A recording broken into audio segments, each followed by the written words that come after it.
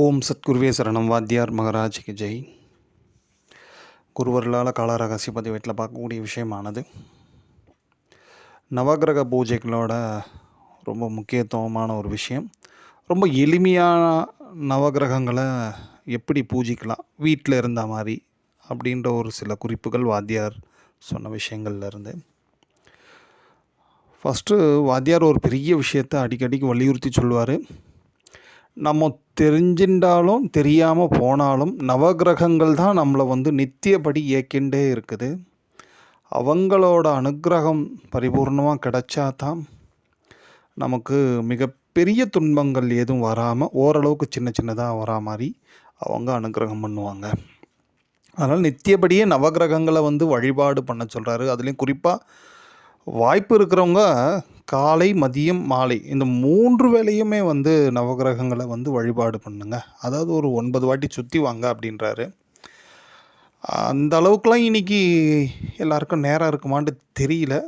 So அதனால் ரொம்ப எளிமையாக சில விஷயங்கள் வாத்தியாரே சொன்ன சில விஷயங்கள் பார்த்துட்டிங்கன்னா, இந்த சங்கு ஒரு நல்ல வெண்மையான சங்கு, அந்த சங்கில் சுத்தமாக அது சங்கை நல்லா தொடச்சி சுத்தம் பண்ணி வச்சுட்டு அதில் நவதானியங்களை நிரப்பி அந்த சங்கில் எவ்வளோ முடியுமோ ரொம்ப வெளியெல்லாம் சிந்தாமல் ஓரளவுக்கு அந்த சங்கில் நவதானியங்களை நிரப்பி அந்த நவதானியங்கள்லேயும் நவகிரகங்கள் ஆவாகனமாகி இருக்கிற மாதிரி, அதாவது இந்த நவகிரகங்கள் அந்த சங்கில் நவதானியங்கள் மூலியமாக இருப்பதாக பாவனை பண்ணி நமக்கு தெரிஞ்ச ஸ்லோகங்கள், நவகிரக ஸ்லோகங்கள், இந்த வேயூரு தோழி பங்கன் போன்ற பதிகம், அப்புறம் என்னெல்லாம் முடியுமோ ஸ்லோகங்கள் எல்லாத்தையும் சொல்லிவிட்டு அந்த சங்கையே அதாவது சுற்றி வர சொல்கிறாரு.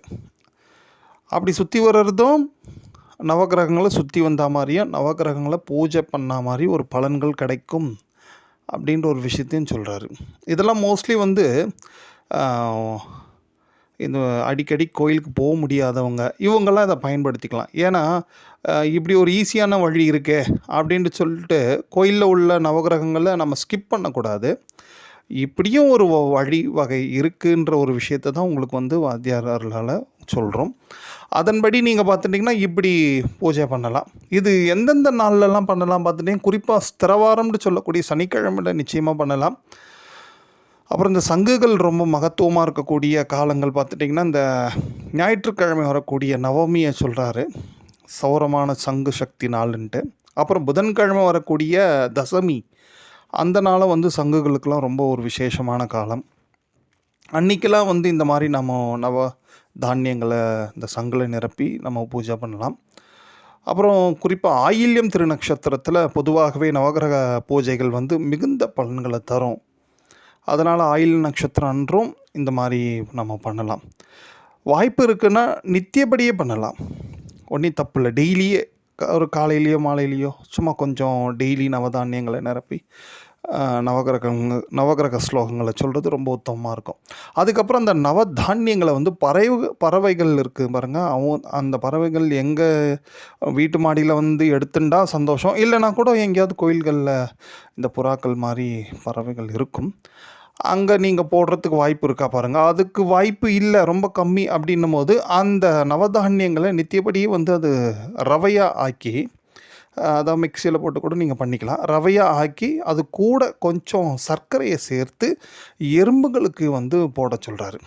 டெய்லி இந்த மாதிரி பண்ணுறதுனால இந்த நவகிரகங்களோட அனுக்கிரகம் மட்டும் இல்லாமல் நவகிரகங்களோட அருளால் பண கஷ்டம் தீரும் அப்படின்றார். மோஸ்ட்லி நம்ம எல்லா பூஜையும் பண்ணுறோம், எல்லா பூஜையோட அடிப்படை நோக்கமே பார்த்துட்டிங்கன்னா பெரும்பாலும் பண கஷ்டம்தான்.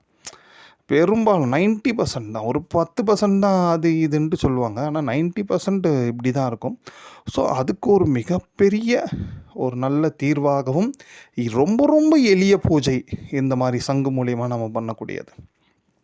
ஸோ இந்த மாதிரி ஒரு பூஜைகளை நாம் டெய்லி பண்ணாலும் சரி, இப்போது அடியன் குறிப்பிட்ட அந்த நாட்களில் பண்ணாலும் சரி, நிச்சயமாக அதோட பலன்கள் நமக்கு நல்லாவே கிடைக்கும். ஏன்னா சங்குக்கு வாத்தியார் இன்னொரு விஷயத்தை சொல்கிறாரு, அது கடலில் இருக்கும் பொழுதே நிறைய நவகிரகங்களோட ஒளி, நட்சத்திரங்களோட ஒளியெல்லாம் ஒவ்வொரு சங்குமே கிரகிச்சு தான் வச்சுருக்கோம். அதனால் அதில் வந்து நாம் இந்த மாதிரி நவதானியங்களை நிரப்பி நாம் பண்ணக்கூடிய பூஜைகளோட பலன்கள் நிச்சயமாக நமக்கு கிடைக்கும் அப்படின்ற ஒரு விஷயத்தையும் வாத்தியார் இங்கே குறிப்பிட்டு சொல்கிறாரு.